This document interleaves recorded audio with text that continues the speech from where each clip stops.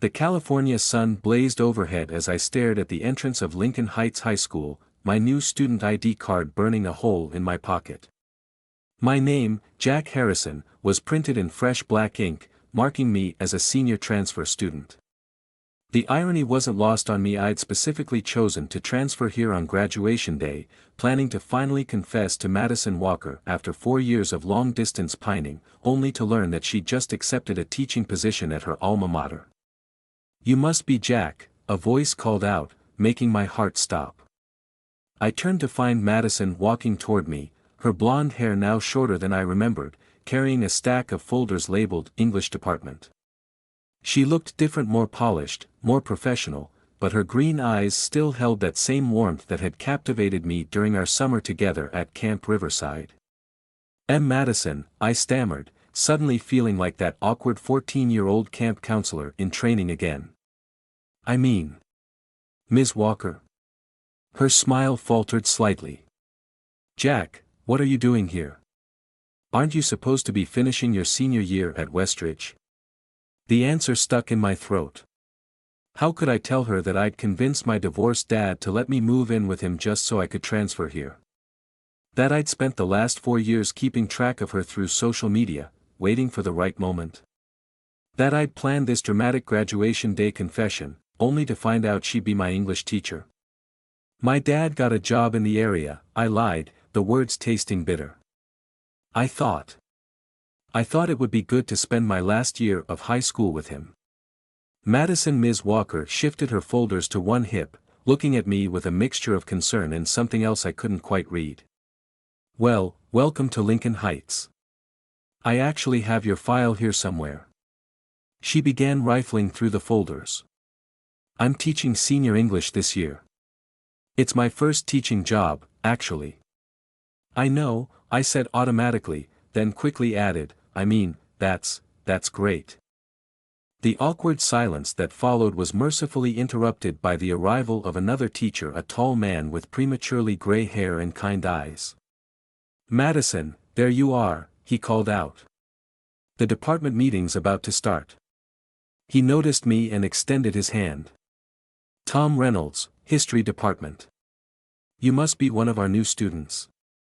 "Jack Harrison," I replied, shaking his hand. "I'm starting senior year." "Ah, you'll have Ms. Walker for English then.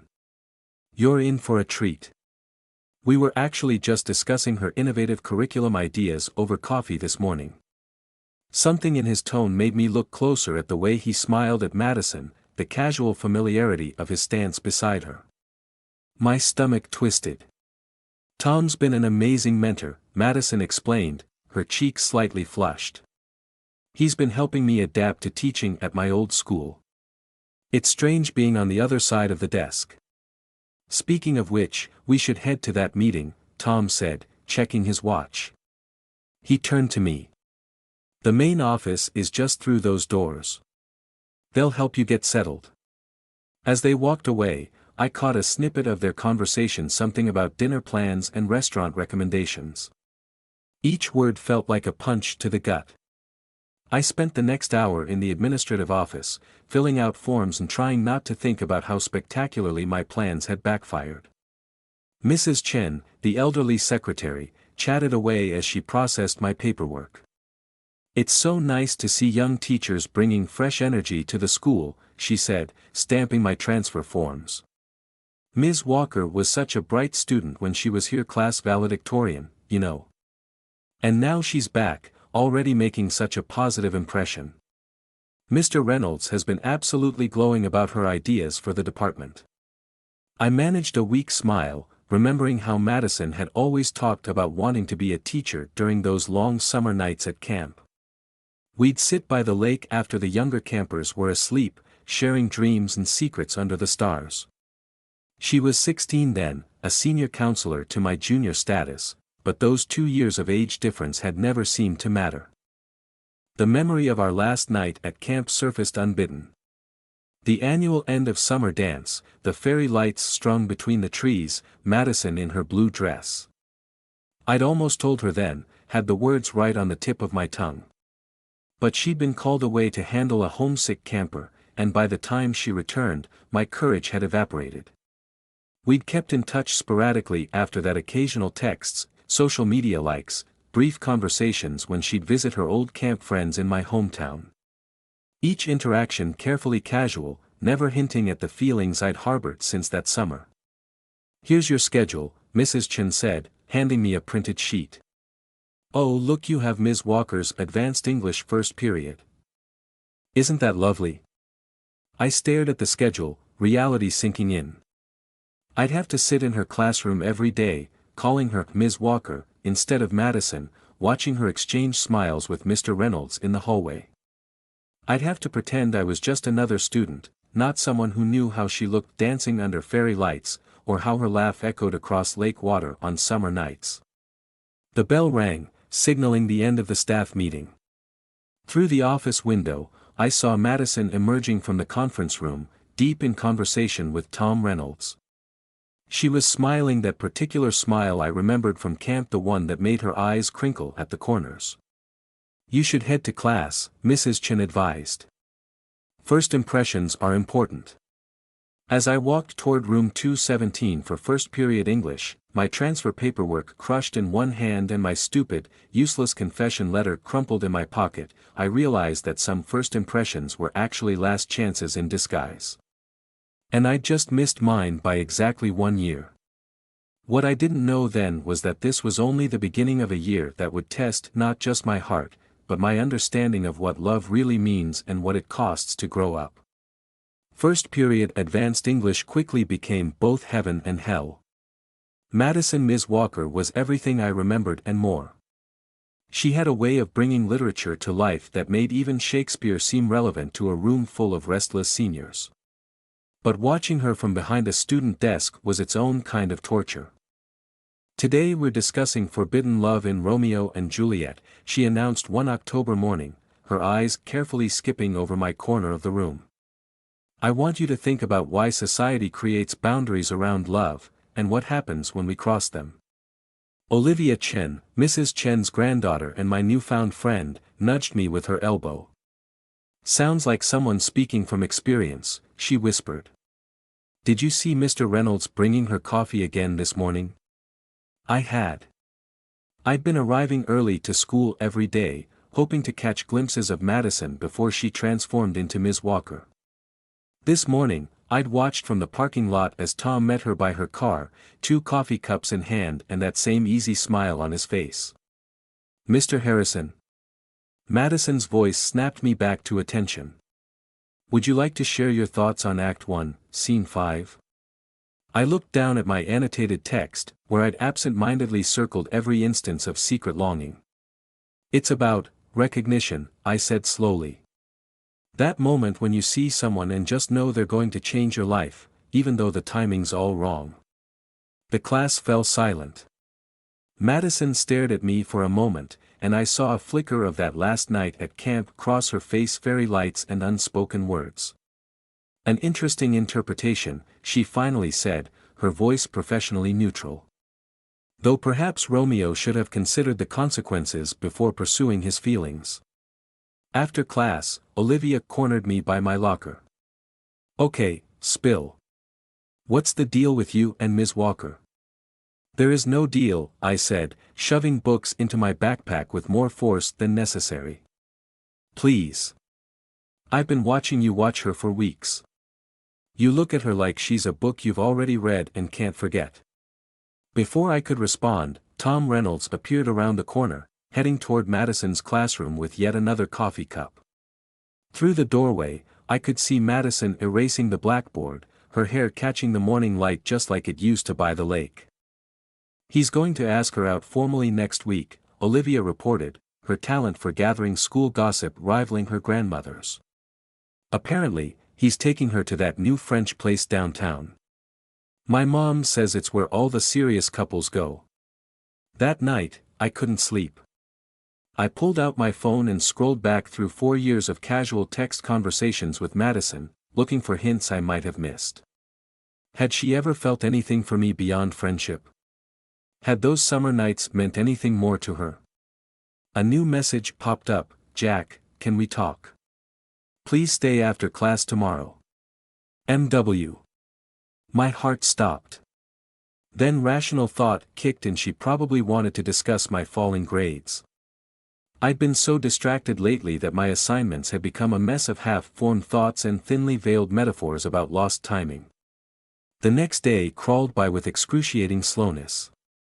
When the final bell rang, I lingered at my desk, watching other students file out.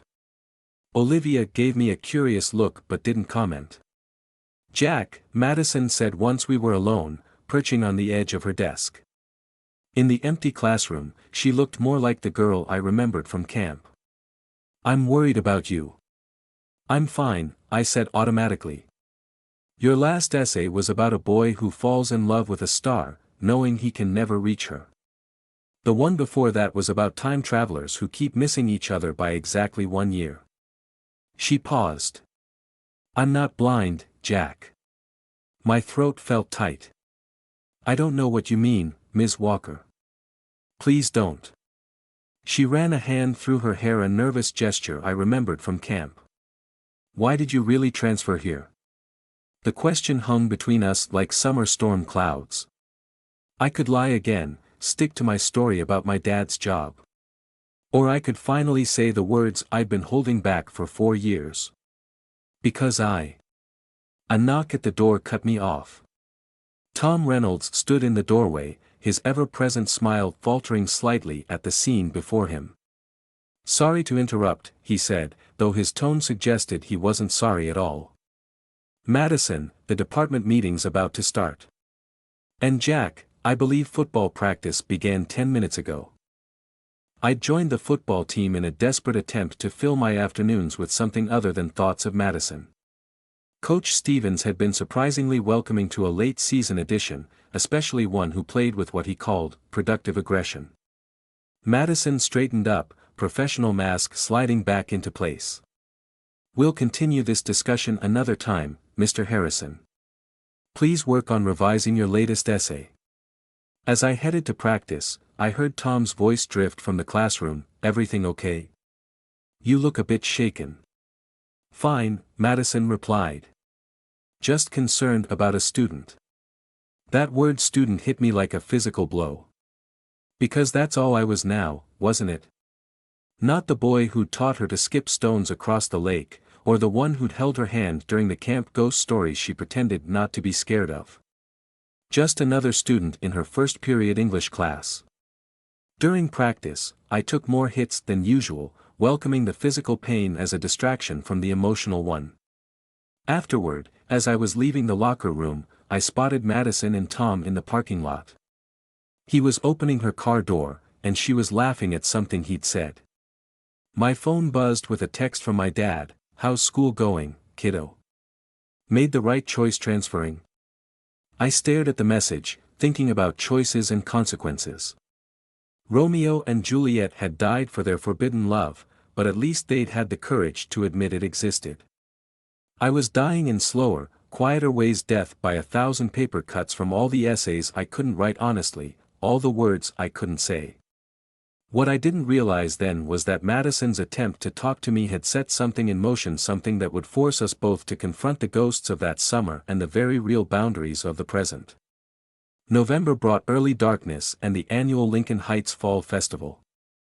The school grounds transformed into a carnival of autumn colors, pumpkin spiced everything, and memories I wasn't prepared to face. "You're in charge of the English department's book fair booth," Tom announced to Madison during morning setup, which I overheard while helping the football team arrange hay bales. "I'll take over at 8 so you can enjoy the festival." He smiled that smile again, the one that made my stomach turn. "Maybe we could check out the Ferris wheel together." I nearly dropped the hay bale I was carrying. The Ferris wheel. That's where Madison and I had our last real conversation at camp, stuck at the top during the end of summer carnival. We'd talked about the future then, her dreams of teaching, my uncertain plans. If only I'd known how those dreams would collide. "Jack." Olivia's voice cut through my thoughts. She was manning the photography club's portrait booth next to the book fair. "We need someone tall to adjust the lighting. Help a friend out." I couldn't say no to Olivia. She'd become my closest confidant at Lincoln Heights, though she still didn't know the full story about Madison and me. As I adjusted the lights, I had a clear view of Madison arranging books, her hair catching the golden afternoon sun just like it used to. "Stop torturing yourself," Olivia muttered, fiddling with her camera settings. "Whatever happened between you two, it's clearly in the past. Mr. Reynolds is taking her to Le Petit Bistro next week, and everyone knows what that means." The festival crowd grew as evening approached. I was supposed to be helping with the football team strength contest booth, but I couldn't stop watching Madison at the book fair. She wore a deep blue sweater that reminded me of her dress from the camp dance, and every time she smiled at a student browsing books, I felt my heart crack a little more. Everything changed at 7:45. I was behind the book fair booth, stacking fallen boxes, when I overheard Tom and Madison talking on the other side of the display. "About next week," Tom said, his voice soft but eager. "I was thinking after dinner, maybe we could." "Tom," Madison interrupted, "I need to be honest with you. You're an amazing mentor and friend, but I can't. I'm not ready for anything more." A pause. "Is this about that student?" My heart stopped. "What?" Madison's voice sharpened. "What are you talking about?" "I've seen how you look at him, Madison. The way you avoid calling on him in class. How you keep your distance in the hallways but watch him when you think no one's looking." "I'm not blind." Another pause, longer this time. "He's not just any student, is he? You knew him before." "Tom, please. Did something happen? Is that why he transferred here?" "Nothing happened." Madison's voice cracked slightly. "Nothing could happen. Nothing will happen. We were, it was a summer camp thing, years ago. I was a senior counselor, he was a junior counselor. We were friends. That's all. But he's in love with you." The words hung in the crisp autumn air like frost. "He's 18 now," Tom continued, his voice harder than I'd ever heard it. "And you're what, 20? 21. If you wait until graduation." "Stop." Madison's voice was ice. "He's my student. That's all he can ever be. I would never compromise my position or his education. Never. Madison. I think you should handle the booth for the rest of the night. I'm not feeling well." I heard rapid footsteps crunching on fallen leaves, then silence. Peering around the book display, I saw Tom standing alone, looking both angry and defeated. Without thinking, I followed the direction Madison had gone, toward the old greenhouse behind the science building. The same greenhouse where my parents had met when they were students at Lincoln Heights, where my mom had tutored my dad in biology. The irony wasn't lost on me. I found Madison sitting on the greenhouse steps, her head in her hands. The festival lights twinkled in the distance, and somewhere, the Ferris wheel creaked against the night sky. "Madison," I said softly. She looked up, tears glinting in her eyes. For a moment, we were back at camp, sharing secrets under stars. Then reality crashed back. "Mr. Harrison," she corrected, standing quickly. "You shouldn't be here. I heard everything. Then you understand why you need to leave. Now." "No." The word came out stronger than I intended. "I don't understand. I don't understand why I have to pretend I don't remember teaching you to skip stones. Or how your favorite book is The Great Gatsby, because you're a sucker for impossible love stories. Or how you're terrified of thunderstorms but pretend you're not. Jack, please. I transferred here for you," I finally admitted. "I had this whole stupid plan to tell you how I've felt since that summer. The letter's still in my jacket, getting more wrinkled every day. But you're right, I'm your student now. That's all I can be." Madison took a shaky breath. "Why are you telling me this?" "Because you deserve to know why I have to leave." Her head snapped up. What? I'm transferring back to Westridge after winter break. I already talked to my mom about moving back. I can't. I can't sit in your class every day, writing essays about forbidden love while pretending I don't know exactly how it feels. The festival music seemed very far away now. A gust of wind scattered leaves around our feet, and Madison shivered in her thin sweater. You don't have to leave, she whispered. Yes, I do. Because Tom was right about one thing, I am in love with you. And staying here, watching you with him or anyone else, it's killing me. I pulled the crumpled letter from my jacket and held it out. Here. You can read it after I'm gone. Madison stared at the envelope, then slowly reached for it. Our fingers brushed, and 4 years of unspoken feelings passed between us in that single touch. Jack, she said, my name catching in her throat. But before either of us could say anything more, voices approached the photography club, coming to store their equipment in the greenhouse. The spell broke, and Madison quickly tucked the letter into her sweater. Good night, Mr. Harrison, she said formally, though her voice trembled slightly. As I walked away, I heard Olivia calling my name, probably wondering why I'd disappeared from booth duty. But all I could think about was the look in Madison's eyes when our fingers touched, and how some loves are like comets, brilliant, beautiful, and destined to burn up before they ever reach Earth. What I didn't know then was that my decision to leave would set in motion events that would change everything again. Sometimes the hardest choices are the ones that lead us exactly where we need to be, even if it's not where we thought we were going. The weeks following the fall festival felt like living in a snow globe, everything suspended in a fragile, frozen moment, waiting for the inevitable shake-up. December crept in with its frost-edged mornings and early sunsets, each day marking time until my planned departure after winter break. Madison hadn't mentioned the letter. In class, she maintained a carefully professional distance, but sometimes I caught her touching her sweater pocket, where I knew she kept the worn envelope. She'd stopped wearing the blue sweater from the festival night, switching to dark colors that made her look paler than usual. Tom had stopped bringing her coffee. You're making a mistake, Olivia told me during lunch, 2 weeks before winter break. I saw you two at the greenhouse that night. Whatever's between you is exactly why I have to leave, I cut her off. Nothing can happen while I'm her student, and nothing should happen after. She's starting her career. One wrong move, one rumor about her being involved with a former student, and everything she's worked for is gone. Olivia stabbed at her cafeteria pasta with unusual force. So you're just going to run away? I'm trying to do the right thing. Since when is the right thing and the easy thing the same?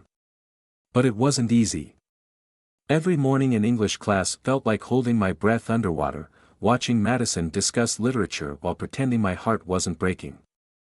She'd assigned The Age of Innocence for our final unit before break, another story about impossible love and societal boundaries. The irony wasn't lost on anyone in class. The situation came to a head during our final football game of the season. We were playing against our biggest rivals, Riverside High, and the tension was electric.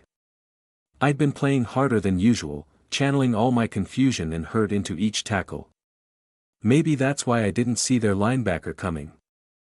The hit came from my blind side, a clean but brutal tackle that sent me crashing into the frozen turf. I heard rather than felt something snap in my shoulder, and the world went white with pain. Through the haze, I was aware of people rushing onto the field. Coach Stevens's gruff voice barking orders. The school medic asking me to wiggle my fingers. And then, cutting through it all, a familiar voice. Jack. Jack, can you hear me? Madison had broken protocol, running onto the field with the medical team. She knelt beside me, professional boundaries forgotten in her concern. Her hand found mine, and for a moment, neither of us cared who was watching. I'm okay, I managed, though the pain suggested otherwise. Just winded. Like hell you are, she muttered, then caught herself. I mean, the medic should check you out. The diagnosis was a dislocated shoulder and a mild concussion. I was sent to the hospital, where they popped my shoulder back into place and advised rest and recovery. My mom drove down from Westridge to pick me up, fussing over me in the way only divorced parents who feel guilty about living apart can. "Maybe this is a sign," she said as we drove home, "that you should come back to Westridge sooner rather than later." I was about to agree when my phone buzzed with a text. Through painkiller blurred vision, I read. "Your essay on Newland Archer's choice at the end of Age of Innocence is still due Monday. Injury isn't an excuse for missed assignments. M.W." A second text followed. I read the letter. "Meet me at the greenhouse tomorrow morning before school. Please." My heart monitor would have gone crazy if I was still hooked up to it. The next morning, I convinced my mom I was well enough to go to school, promising to take it easy. The sunrise painted the frost-covered campus in shades of pink and gold as I made my way to the greenhouse. Madison was already there, pacing between the dormant flower beds. She looked like she hadn't slept, her hair pulled back in a messy bun, still wearing yesterday's clothes. When she saw me, she stopped pacing and took a deep breath. "You shouldn't be here," she said, but there was no conviction in her voice. "You asked me to come." "I know. I just—" She pulled my letter from her pocket, the paper worn soft from repeated reading. "Jack, this letter, the way you described that summer, the things you noticed about me that I didn't even notice about myself. I meant every word. I know. That's what makes this so hard." She pressed her hands against her eyes. "Do you know what I thought when I saw you get hit yesterday? For a second, I forgot everything, that I'm your teacher, that there are rules and boundaries and consequences. All I could think was, please, not him." My good arm reached out instinctively to comfort her, but I caught myself. We stood in the greenhouse's early morning shadows, close enough to touch but separated by invisible lines we couldn't cross. "I had feelings for you too, that summer," she finally admitted. "But you were 16, I was 18. It wasn't the right time. And now? And now I'm 18 and you're my teacher." "Yes." The simple word carried the weight of everything we couldn't have. "That's why I have to leave," I said softly. "Because staying here, being around you every day, I'll never be able to move on. And you'll never be able to fully be the teacher you want to be." Madison looked at me then, really looked at me, like she was memorizing my face. "When did you get so wise?" "I had a really good English teacher." A ghost of a smile crossed her face, followed quickly by tears. "Your shoulder, are you really okay?" "It'll heal." The unspoken question hung between us, would we? The first bell rang, shattering the moment. Students would be arriving soon, filling the halls with chatter and life. Madison straightened her shoulders, visibly pulling herself together. "Your essay is still due Monday," she said, her teacher voice back in place. "And Jack? Make it good. Make it honest. Sometimes the only way we can tell the truth is through fiction." As she turned to leave, I caught a glimpse of my letter sticking out of her pocket, the corner worn and soft like a favorite book's pages. I wondered how many times she'd read it, if she'd heard my voice in the words like I heard hers in every book she assigned. What I didn't realize then was that this conversation in the greenhouse wasn't an ending, but a beginning, just not the kind either of us had expected. The last week before winter break passed in a blur of final exams, painkillers, and carefully maintained distances. I wrote my essay for Madison's class until my good hand cramped, pouring everything I couldn't say out loud into an analysis of Newland Archer's final choice in The Age of Innocence. "Sometimes love means walking away," I wrote in the conclusion. "Not because the feeling isn't real, but because it's real enough to deserve better than half shadows and hidden glances. Sometimes the truest way to love someone is to give them the freedom to become who they're meant to be." I turned it in on Monday morning, placing it carefully on her desk while she pretended to be absorbed in grading papers. That afternoon, I cleaned out my locker, turning in my football jersey in textbooks. Olivia helped, unusually quiet as she sorted through months of accumulated memories. "Promise you'll stay in touch?" she finally asked, holding my battered copy of The Great Gatsby. "Of course. Someone has to keep me updated on all the Lincoln Heights drama." "You mean someone has to let you know how she's doing?" I couldn't deny it. The last day before break, Madison was absent. A substitute teacher handed back our final essays. Mine had no grade, just a small note in familiar handwriting: "See me in the greenhouse." 3 p.m. My heart hammered as I approached our meeting spot for the last time. The winter sun hung low in the sky, casting long shadows through the glass panels. Madison stood among the dormant plants, looking both younger and older than usual in jeans and a sweater instead of her teacher clothes. "Your essay," she said without preamble. "It was beautiful. And terrible. I learned from the best. Jack." She took a deep breath. "I got a job offer. A teaching position at a private school in Seattle, starting next fall." The news hit me like another tackle. "You're leaving?" "I haven't decided yet. But after everything, maybe we both need a fresh start. Real distance, not just the kind we pretend exists across a classroom." She was right, of course. She usually was. "I have something for you," she said, pulling an envelope from her bag. "Don't open it until you're back at Westridge." "Madison. Please. Just, take it." Our fingers brushed as she handed me the envelope, and for a moment, I was back at camp, teaching her to skip stones across the lake. She'd been a terrible student, but she'd laughed like summer would last forever. "Goodbye, Jack Harrison," she whispered, and then she was gone, leaving only the ghost of her presence among the winter bare plants. I waited until I was in my car, parked outside my mom's house in Westridge, to open her letter. Inside was my original confession letter, worn and creased, along with a new page in her handwriting. "Dear Jack. By the time you read this, you'll be back at Westridge, and I'll be Ms. Walker again, just another first-year teacher trying to make a difference. But for a moment, let me be Madison, the girl who fell a little bit in love with a boy at summer camp, who kept every text message, who wondered, what if, for 4 years. Your letter told the story of how you fell in love with me. Let me tell you how I fell in love with you because yes, I did, even though I could never admit it. I fell in love with the way you taught younger campers to face their fears, how you always had a story ready to make someone smile, how you saw beauty in everything, even rainy days and mess hall food. But love isn't just about feelings. It's about timing, and circumstances, and the people we need to become. You were right in your essay. Sometimes love means walking away. You're giving me the chance to be the teacher I want to be, and I'm giving you the chance to find someone you can love without complications, without boundaries.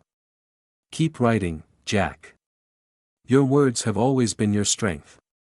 Maybe someday, years from now, I'll walk into a bookstore and see your name on a novel. Maybe it'll tell our story, transformed by time and fiction into something beautiful rather than painful. Until then, know that somewhere between the pages of The Great Gatsby and The Age of Innocence, between summer camps and school halls, you taught me something too, that love doesn't have to be forever to be real. Take care of your heart. Madison. 3 years later, I stood in the Lincoln Heights parking lot again, diploma in hand from Westridge High, acceptance letter to the University of Washington's creative writing program in my pocket. The greenhouse still stood behind the science building, though the glass panels had been replaced. Olivia had kept her promise, keeping me updated through our remaining high school years. Madison had taken the job in Seattle. She'd published a few articles about innovative teaching methods, and her students adored her. She never married Tom Reynolds. I'd dated a few girls at Westridge, even got serious with one during senior year.